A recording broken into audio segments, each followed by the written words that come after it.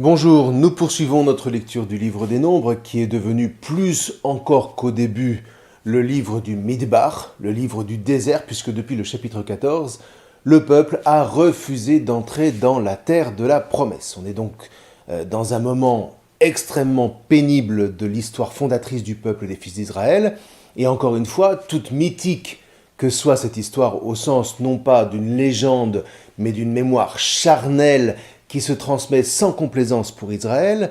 Encore une fois, nous ne sommes pas en train de lire les contes des 1001 nuits. Il s'agit pour chaque génération de grandir un peu plus, non pas de progresser, comme ils disent, mais de s'élever toujours plus haut en montant sur les épaules des générations précédentes, et jamais en les déniant. C'est toute la différence avec le progrès. Et c'est cette franchise de l'histoire telle qu'elle est ressentie, quand bien même fut-elle écrite au moment de l'exil, qui en fait l'authenticité, qui en fait la vérité, et qui nous oblige à réfléchir sur nous-mêmes. Vous voyez, le vrai fils d'Abraham, dans le fond, c'est celui qui accepte à la lumière de ses pères dans la foi de relire sa propre histoire sans complaisance pour découvrir ce qu'est la véritable miséricorde divine, comme Israël l'a peu à peu découvert pour l'offrir au monde, en offrant à la Memra de Hachem, son logos, son verbe, de s'incarner en son sein. Dit autrement, vous voyez, en Christ s'opère mystérieusement cette rencontre entre l'homme et Dieu que vise tout le culte du Mishkan, non parce que Israël serait le meilleur de tous les peuples, mais parce qu'il se laisse travailler par la miséricorde de Hachem. Israël se sait pécheur, mais il se sait aussi choisi par Hachem, et il s'appuie sur cette élection pour se relever. Et c'est cette miséricorde-là qu'il nous faut apprendre à connaître, non pas cette espèce de guimauve compassée qu'on nous sert dans de futiles recherches de consolation à la petite semaine. Ce qu'il faut trouver, c'est ce regard exigeant sur la qualité de l'existence. Non pas une existence parfaite, encore une fois, mais une existence qui, à chaque chute toujours possible, accepte toujours d'être relevée pour reprendre la marche. Une existence que Hachem convoque, quoi qu'il arrive, à se préparer à une rencontre libre et vivante avec lui, qui s'ouvre sur une éternité de vie et de joie. Sauf qu'une telle existence ne se construit pas sans un réel travail sur soi dont les pharaons de la finance privent aujourd'hui les 3/4 de l'humanité pour mieux s'en rendre les maîtres. Or, le seul moyen de sortir de cet esclavage est remis entre nos mains par le Christ Jésus, qui ne fait rien d'autre, pour ainsi dire, que d'ouvrir pleinement le chemin que la Torah a patiemment tracé depuis Moïse et la sortie d'Égypte. Vous voyez, vraiment, la Torah n'est pas un pur livre d'historiette. Quand on commence à le pressentir, la Torah devient une formidable lumière de libération intérieure infiniment plus efficace que toutes les techniques de développement personnel qui recroquevillent les individus sur eux-mêmes, incapables de construire un peuple auquel chacun se sente appartenir et qui est en réalité le seul moyen de grandir de génération en génération. Et c'est sans doute là ce que la Torah nous offre de plus précieux, la constitution d'un vrai peuple sur lequel vont pouvoir se greffer toutes les nations de la terre. Ça n'est pas rien. Donc l'histoire reprend. Et c'est encore d'une révolte qu'il s'agit. C'est comme si on s'enfonçait de plus en plus dans les ténèbres qui tentent de tirer vers le bas une vie qui cherche pourtant de toutes ses forces à s'élever. Mais peut-être dans le fond, est-ce là la clé de tout ? Avoir l'humilité de reconnaître cette tentation pour saisir la main de Hachem avec vigueur. Sauf que l'orgueil consiste précisément à prétendre qu'on peut s'élever par soi-même et donc qu'on n'a pas besoin de cette main divine. Et c'est précisément ce qui va constituer l'âme de la révolte racontée dans ce chapitre. Si toute l'assemblée est sainte, puisque nous sommes le peuple de l'élection, pourquoi Moïse devrait-il être notre chef ? Et derrière Moïse, n'oublions jamais qu'il y a Hachem, donc la révolte est bien contre Hachem. Puisqu'on est saint, qu'avons-nous encore besoin de lui ? Et on rejoint ici la révolte de Myriam, et celle qui touche plus fondamentalement tous les hommes, la révolte originelle d'Adam et Ève. Pourquoi ne serions-nous pas, nous aussi, des dieux ? Pourquoi ne serions-nous pas nos propres maîtres, avec tous les débordements qui s'ensuivent ? Donc, dans cette ligne paraît un nouveau personnage du nom de Koré, Korach en hébreu, qui va se dresser frontalement contre Moïse, d'autant plus violemment qu'ils sont l'un et l'autre des fils de Lévi. Donc le trouble est total, il est abyssal. Au sein même de la famille de Lévi, cette tribu dont on a dit qu'elle était l'âme d'Israël, se produit un affrontement contre Moïse. Autant dire, pour plagier le duc de Liancourt, au moment de la prise de la Bastille, que ça n'est plus une révolte, c'est une révolution. Et l'argument est tout entier formulé au verset 3. « C'en est trop de vous, dit Korach à Moïse et à Aaron, car toute la communauté, tous sont saints, et Hachem est au milieu d'eux. Pourquoi vous érigez-vous en autorité sur l'assemblée de Hachem ?» Ça sent ni plus ni moins que le coup d'État. D'autant que Moïse entend très bien la revendication qui est sous-entendue. « Écoutez donc, fils de Lévi, ses propres frères donc. Est-ce trop peu pour vous que l'Élohim d'Israël vous ait mis à part de la communauté d'Israël afin de vous présenter à lui pour servir au service du Mishkan de Hachem et vous tenir face à la communauté et la servir? Il t'a présenté à lui avec tous tes frères, les fils de Lévi avec toi, et vous demandez encore le sacerdoce? Ah voilà.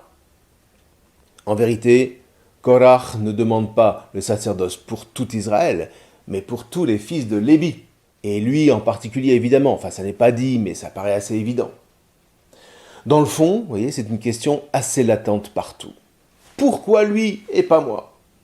Et ça touche tout le monde, en particulier entre frères. C'est ce qu'on racontera à propos de l'épisode entre Caïn et Abel au chapitre 4 de la Genèse. Et évidemment, ça touche toute l'histoire d'Israël. Au moment du schisme, par exemple, ce sera la question: pourquoi faut-il aller à Jérusalem et non pas à Sichem pour pratiquer le culte? Et voilà que, hop, les 10 tribus du Nord font sécession et établissent des lieux de culte un peu partout sur leur territoire, sans doute avec des Lévim à leur tête. Et ce sera à nouveau la question lors du retour d'exil. Les Juifs qui étaient restés à Jérusalem s'accommodaient très bien d'un temple détruit.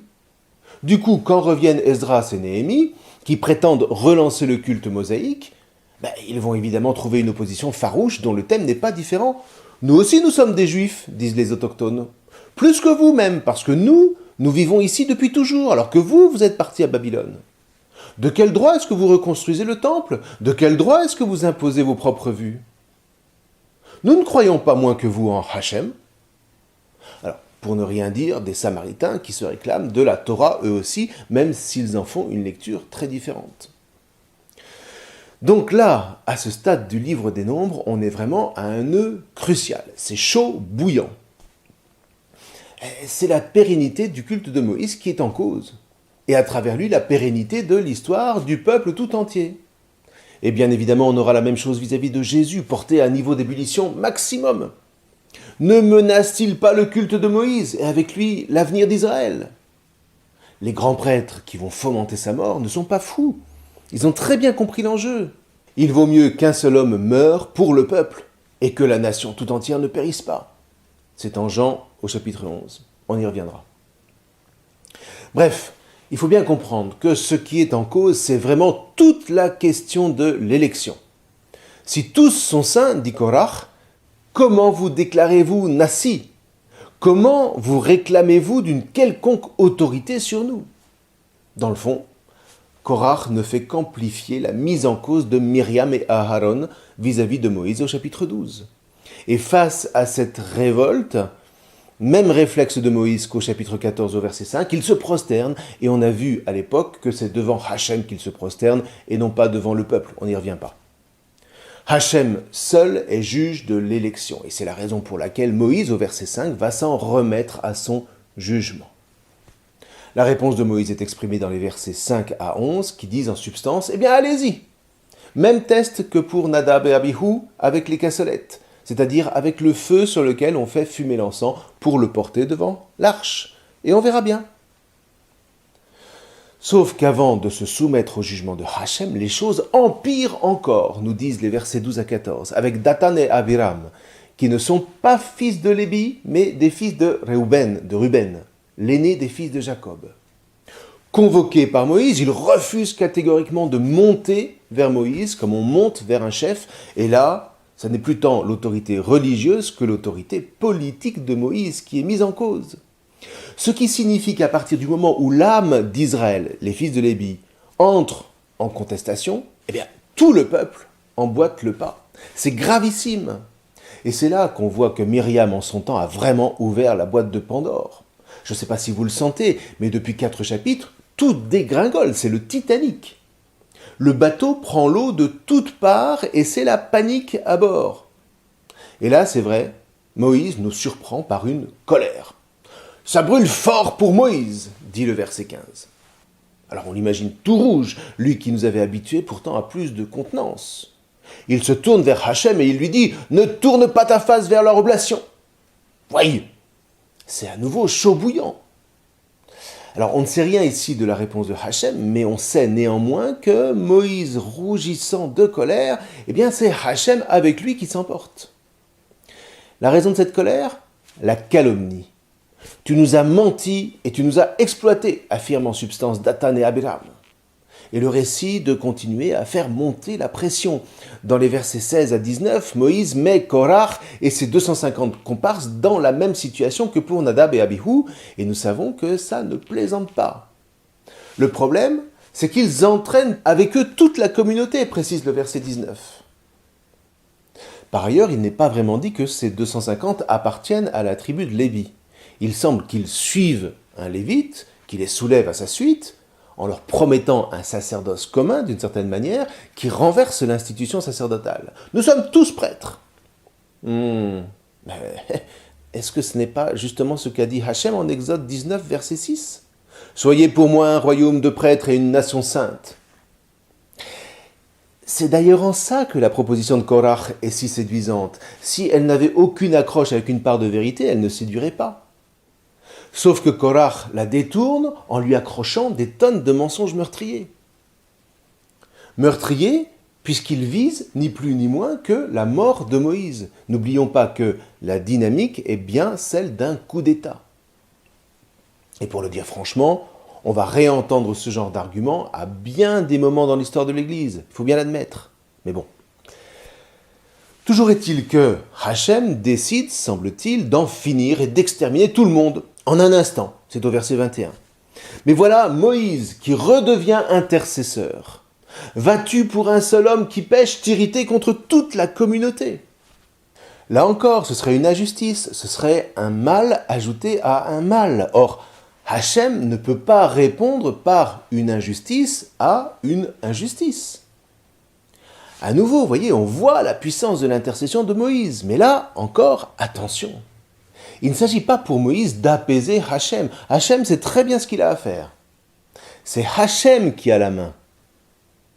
Ce qu'il fait en réalité, c'est de mettre encore une fois Moïse à l'épreuve. Es-tu toi-même de ces despotes qui éradiquent toute contestation dans le sang ? Non, répond le texte. Moïse, tout à sa colère, ne la laisse pas déborder pour tomber dans l'injustice. C'est la preuve qu'il est véritablement humble. Il ne se laisse pas emporter. Voilà le juste face à l'injustice. Et voilà ce qui importe à Hachem.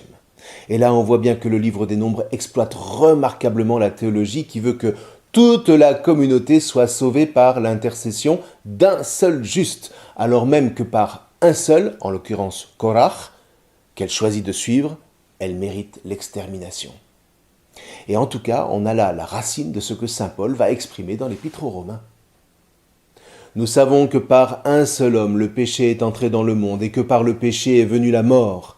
Et ainsi la mort est passée en tous les hommes, étant donné que tous ont péché. Mais il n'en va pas du don gratuit comme de la faute. En effet, si la mort a frappé la multitude par la faute d'un seul, combien plus la grâce de Dieu s'est-elle répandue en abondance sur la multitude, cette grâce qui est donnée en un seul homme, Jésus-Christ. Alors, il faut bien reconnaître que c'est un petit peu désarçonnant comme logique, mais voilà, c'est la logique du salut. Là où se trouve un seul juste, toute espérance demeure. Ce que le curé d'Ars traduira à sa manière en disant « Là où les saints passent, Dieu passe avec eux ». Bien, alors ceci dit, la justice commande néanmoins qu'un discernement soit posé. Et voilà Dathan, Abiram et Korach, avalés par la terre avec toute leur famille, nous disent les versets 28 à 34, pour descendre vivants au Sheol. Comprenons juste qu'ils n'y descendent pas en s'endormant dans la mort, que ce soit de vieillesse ou par le fil de l'épée.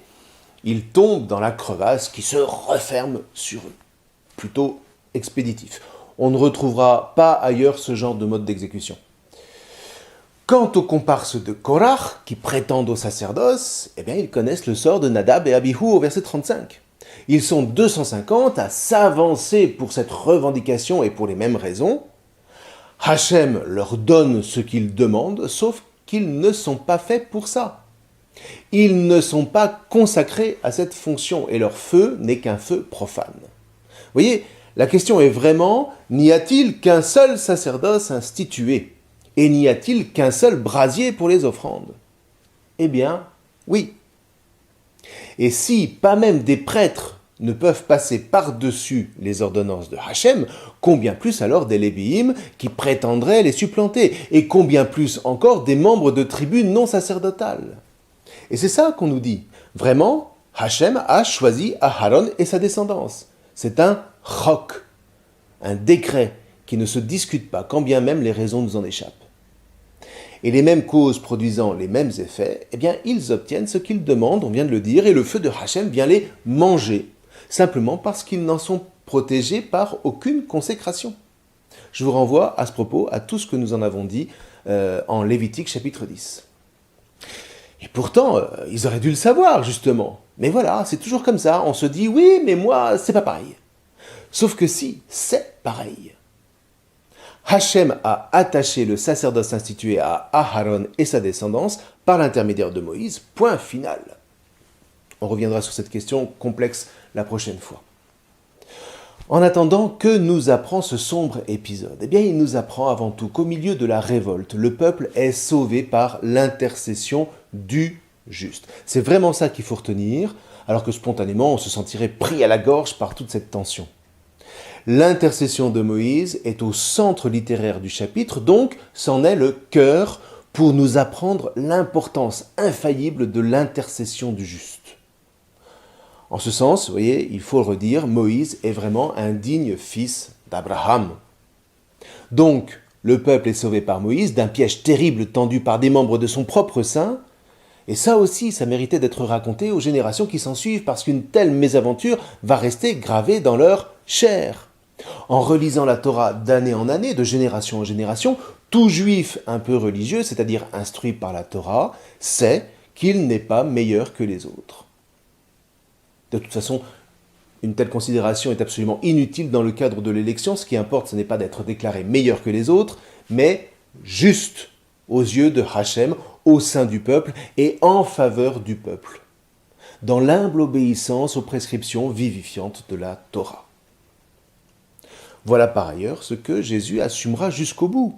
Il se fera l'intercesseur par excellence qui, du haut de la croix, osera prononcer ces mots inimaginables « Père, pardonne-leur parce qu'ils ne savent pas ce qu'ils font ». Ce que les martyrs, les vrais, ceux qui refuseront coûte que coûte d'user de la violence pour faire valoir la vérité du salut, rediront à leur suite.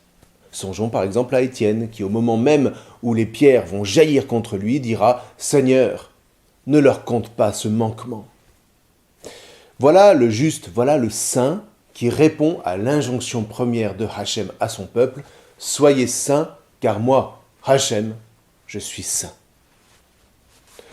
Alors, pour terminer, je voudrais vous proposer une lecture un peu iconoclaste de la mort de Jésus. Il est étonnant de voir que dans la suite de la Bible, Korach ne sera pas pour autant rejeté puisqu'on attribue à ses fils un certain nombre de psaumes. La Bible garde dans le fond toujours de l'affection pour ceux qui ont de grands désirs, même si la manière de les vivre est par trop décalée. Et dans le fond, voilà ce que nous dit Hachem. Aie des désirs. Pour le reste, on s'arrangera. Rien de pire qu'un homme qui n'a pas de désir. Toujours est-il qu'on pourrait, alors attention, allons-y avec des pincettes, on pourrait dire que d'une certaine manière, du moins est-ce comme ça qu'il est reçu par les grands prêtres qui vont le lyncher, Jésus se positionne un peu comme Korach vis-à-vis de la Torah de Moïse, en revendiquant pour lui le sacerdoce. Et en ce sens, on peut considérer que les grands prêtres réagissent au nom de Hachem en le faisant mettre à mort. Or, au moment de sa mort, ne dit-on pas que la terre s'ouvre? Mais pas pour Jésus, qui meurt par la croix des hommes. En tout cas, le thème est là. Par ailleurs, un feu divin intervient, mais c'est le feu de l'Esprit Saint qui ressuscite Jésus et qui ouvre à tous, juifs et païens, les portes de la vie éternelle. Vous voyez, tous ces thèmes communs n'évoquent rien d'autre qu'un jugement divin, à l'instar de notre chapitre 16 du livre des Nombres. À ceci près néanmoins qu'en ce qui concerne Jésus, le jugement a tranché en sa faveur.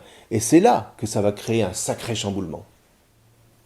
Bon, vous avez le droit de ne pas me suivre sur ce point parce que c'est peut-être y aller un peu fort, mais enfin les thèmes sont là, et ça méritait d'être évoqué, ne serait-ce que pour sentir combien le Second Testament jongle intimement avec le premier, qui sont vraiment indissociables l'un de l'autre.